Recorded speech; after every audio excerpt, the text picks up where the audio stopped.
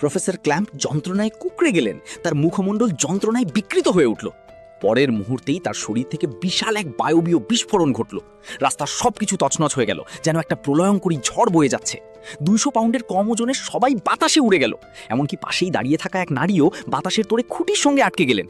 কিন্তু রাস্তার পাশে বসে থাকা এক ভবঘুরে ব্যক্তিটি শান্ত মনে তার সিগারেট ধরাতে ব্যস্ত ছিলেন। একজন পুলিশ অফিসার তাকে আটকানোর চেষ্টা করলেন, কিন্তু ততক্ষণে সব শেষ। বিস্ফোরণের প্রচণ্ড শব্দে প্রফেসর ক্ল্যাম্পের ঘুম ভেঙে গেল। তিনি বুঝতে পারলেন এ কেবল একটি দুঃস্বপ্ন ছিল। তবে তিনি তার স্থূলতার বিপদ সম্পর্কে সচেতন ছিলেন।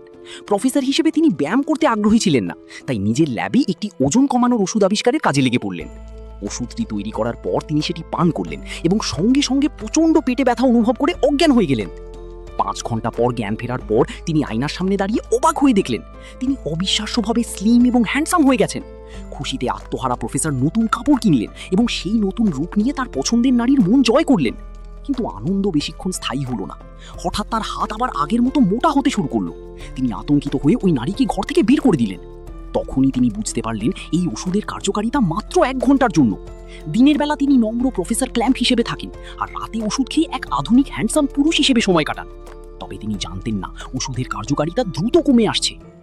ভিডিওটা পছন্দ হলে লাইক দিন এবং কমেন্টে আপনার মতামত জানান।